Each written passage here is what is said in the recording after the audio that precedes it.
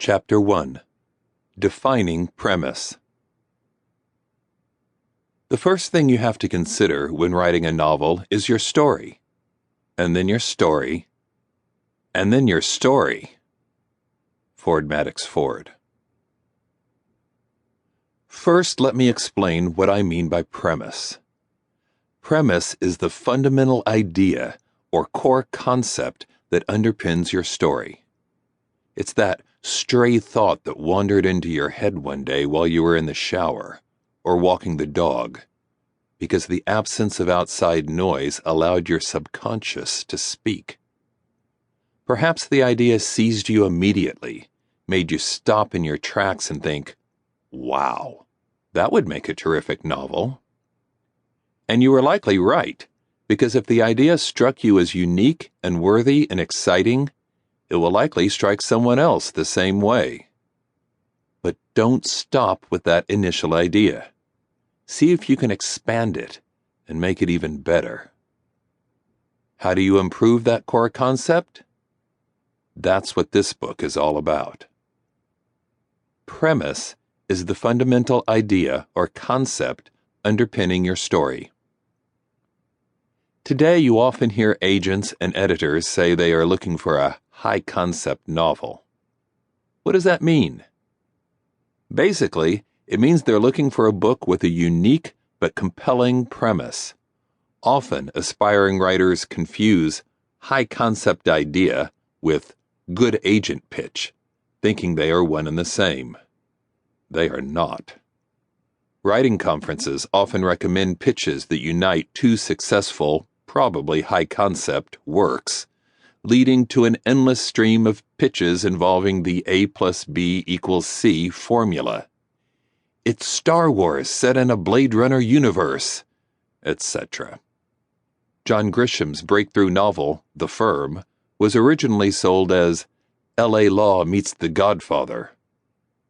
But the most engaging premises, and thus the most successful books, are not simply amalgams of previous hits.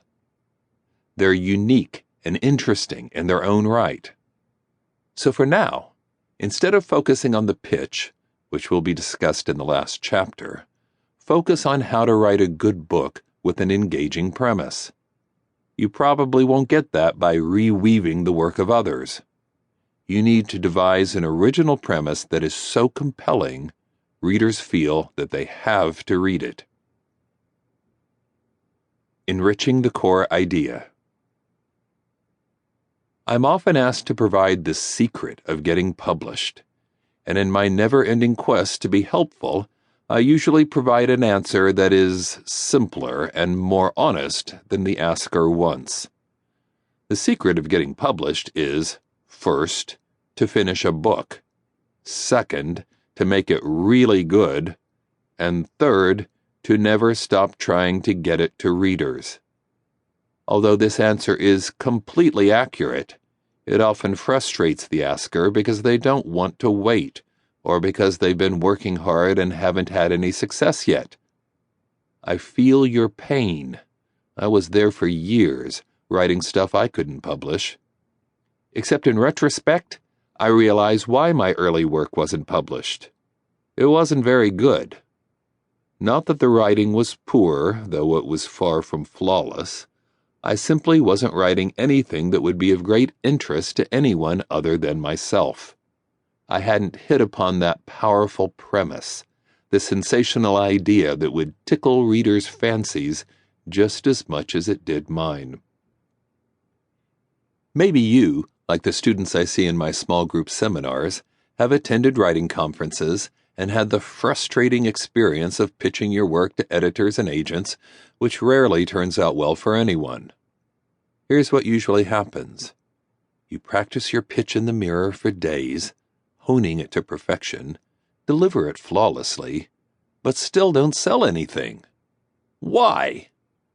If the agent asks for your manuscript, but then several months later sends you an email saying, "Didn't grab me," it likely means they didn't think you wrote at a professional level yet, in which case I refer you to sizzling style.